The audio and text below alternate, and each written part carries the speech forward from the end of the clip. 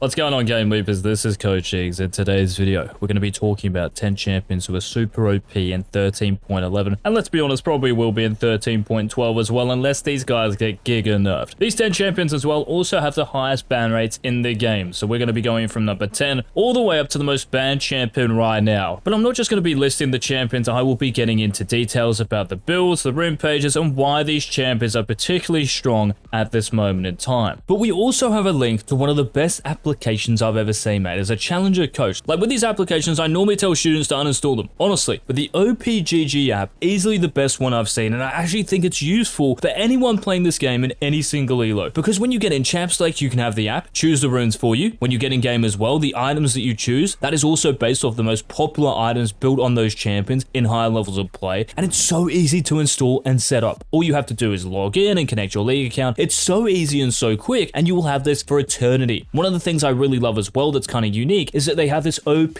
champions page that updates every single hour. So you can just go onto this and you can see that in every single elo, there are different OP champions because those elos change, of course, right? So if you're diamond or above, you can look at what's OP in diamond and above. If you're platinum, you can have a look at what wins the most in platinum. Same with gold, silver, bronze, etc. I just think it's such a useful tool, and if you guys don't install this, like, you are legit missing out because thousands of people are. So all you have to do is click on one of those links in the description and comment section, and you will know why the jizz absolutely frosts about this. Like, I think this app is just so good, and it is 100% going to help you win games. So if you want to get an edge on your competition, this is the application you need to download right now. Super easy, super quick, and super freeload. Now, number 10, this is a champion who absolutely terrorizes lower elos, but even in higher elos at the moment, Hecarim is doing really well. Most of the time, he's not going to do really well because he's a very linear champion. You know, he's not very dynamic. He has to run in straight lines. Okay, like with Ghost, you can get around and, you know, kite people out. But for the most part, you're just beelining it, yeah, from A to B. There's no in between. It's really as the crow flies. So Hecarim being on this countdown, that's when you know he's actually in a good position. Now, whether you're going something like Eclipse into Manamune, you could also go something with Trinity Force. And funnily enough, Trinity Force, if you look here at the item's first build, has one of the highest win rates. Now, Stridebreaker all the way at the bottom has a very good win rate, but in only 45 matches in Master and above, it's kind of hard to gauge. But Trinity Force, because of the recent buffs, right, extra attack speed, extra attack damage, and the threefold strike passive lasting 5 seconds now, not 3 seconds, this means you have more damage for that fight. I think the item is extremely good, and you don't even have to go Manamune after this. Just make sure you're probably taking your blue buffs. You can go Black Cleaver into Stereos Gauge. That seems to be the norm. So Hecarim is here with over a 50.5% win rate and over a 21% ban rate. So if people are banning Hecarim and high relos, that's kind of when you know the champion's pretty good. Now, moving on into the mid lane here, we're going to talk about Nico as the highest win rate out of all the champions I'm going to mention in this video, with close to a 56% win rate in Master and above. This is in over 3,000 matches, and funnily enough, she's only banned 21.7% of the time. Now, honestly, I don't know why she's banned even more. And in the mid lane, you have hard counters, right? Kassadin, typical one because you're an AP champion, you're a mage, but we also have Tristana because she can close that space so quickly, and even if you do land your E, your Tangle Barbs, it doesn't matter because she's already on top of your head. So you have to be careful of a couple of champions, Tristana and Kassadin, when you're picking Nico, but for the most part, the champion is so innately good anyway, it probably doesn't really matter too much, especially in lower elos, because these people won't play Tristana and Kassadin like they should. So again, when you get to the team fights, because you're just so innately strong, especially recently where they buff like the AP ratio in your Pop Blossom, I think Nico's an amazing champion to have in the mid lane, and I think you should have her in your champion pool at the moment. Rocket Belt, Sork Shoes, Shadow Flame, the magic penetration, Rocket Belt, of course, so you can combo with your Pop Blossom and get in range, gap close, especially to those range champions in the mid lane. Unreal champion at the moment because of all the recent buffs, so Nico's got to be here. Also, you can really mind game the enemy team and tilt them off the rift. Now, next up on the list, guys, we have Jax. Now, if you're playing Jax in the top lane, I'm sure you guys are going Divine Sundera, but before I reveal what is probably Jax's best mythic item, let's have a look at these stats.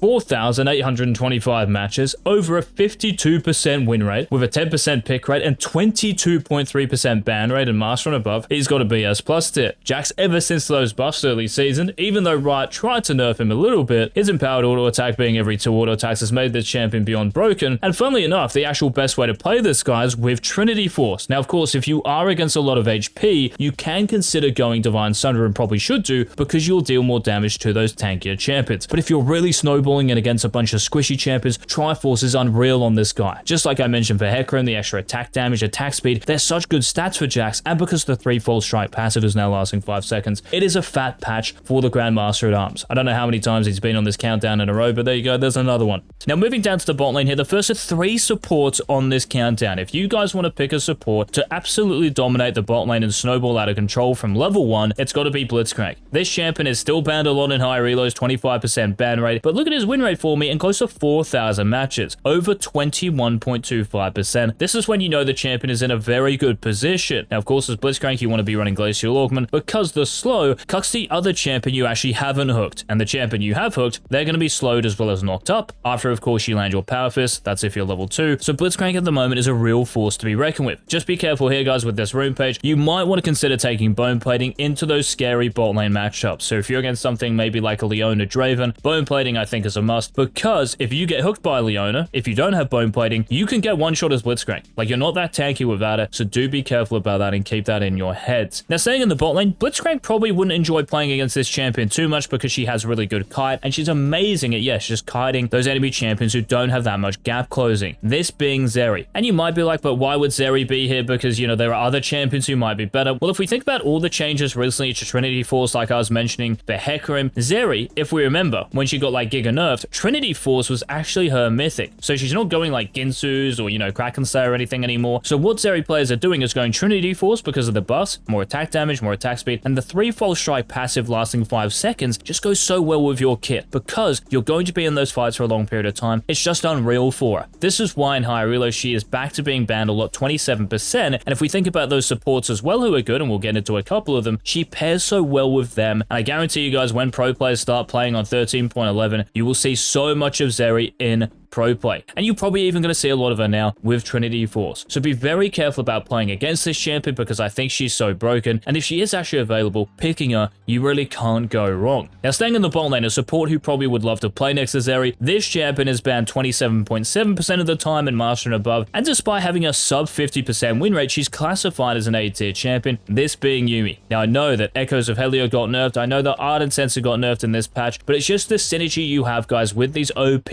AD carries. We know that Yumi hates playing against champions like a Mumu, Blitzcrank, Nautilus, champions that outranger her like a Lux, Seraphine, Ashe even, right? It's going to be difficult in those lanes. In fact, most lanes are going to be difficult, but you're playing the game to scale. And when you have a Zyra, when you have a Kog'Maw, when you have a Vayne, all these AD carries are pretty good, especially Zyra and even Kog'Maw, who I mentioned, right? You can take over games like no one else playing a support. All you have to do is just stick to that champion and press a few abilities, and you make them even stronger than what they already are. I also think Yumi is kind of versatile because, like, whoever it's fed on your team, all you have to do is just stick to them. Like, if you do have a Hecarim, if you have a Graves in the jungle who's really fed, if you have a mid laner who might be something like a Talon who's really fed, you catch my drift, right? Now, once again, for the fourth pick here, staying in the bot lane, this champion is banned in 27.8% of games in Master and above. He is one of the most dominant lane bullies in the bot lane in over 4,000 matches. Draven has over a 52% win rate, and this for the most part is still with Ghostblade as your mythic. So we know that Ghostblade got nerfed in this patch, right? And other champions have been hit by this, but it hasn't actually been nerfed too much. I think lots of people overestimated how bad this nerf was going to be, but what's also interesting for Draven, because, you know, Ghostblade is still good and Draven hasn't been nerfed at all. So Draven's still good with Ghostblade, but what's interesting here is going Dustblade, or even getting something like Trinity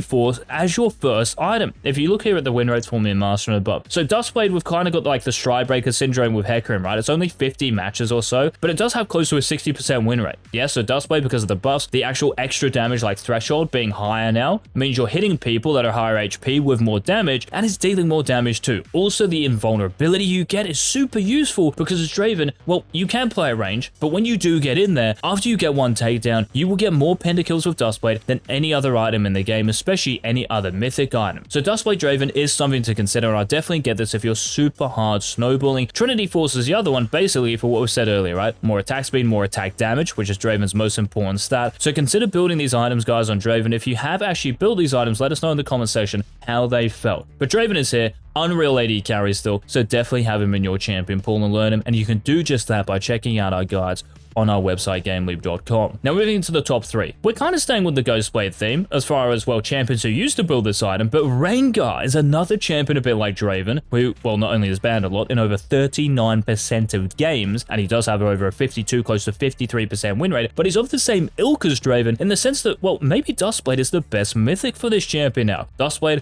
because of the extra damage you get, and you'll be dealing this sooner, because it's activating off more HP the enemy champion has. I just think this has probably replaced Ghostblade as these champions, multiple champions, so Draven, Rengar, and maybe the number 1 champion we're going to talk about, as their best mythic item. I also think Rengar is just like so strong as a champion anyway. The damage you deal, the kite you have, the survivability you have with an empowered W. If you know how to play this champion, I think he's incredibly cracked, and that's why high elo players are banning him as well, because a one-trick Rengar, there might not be something as annoying and as scary in the jungle or on the Rift. Now, moving back down to the bot lane here, guys, the best support in the game and the second best champion in Master and above anyway, this is Milio. 47.2% ban rate in over 10,000 matches. This champion is cracked, close to a 52% win rate, and that's even with Echoes of Hellier and Ardent Sensor getting nerfed. But guess what? All you have to do, bro, is go Shurelias. That's all you have to do on this champion, man, and the rest is history. You might have to be careful about versing something like an Annie or whatever, but you scale so well with so many of the good AD carries. Bro, you're chilling.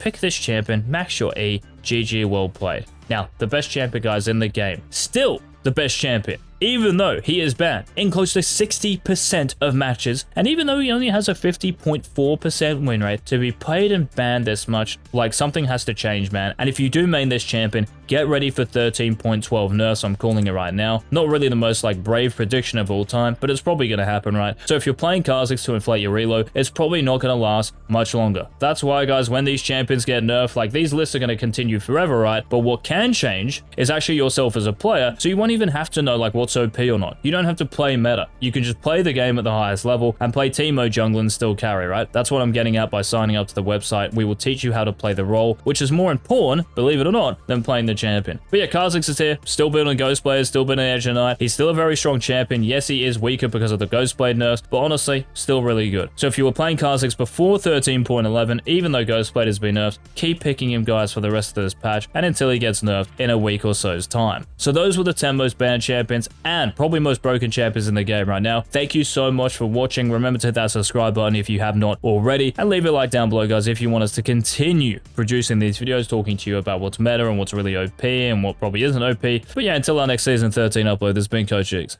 Peace.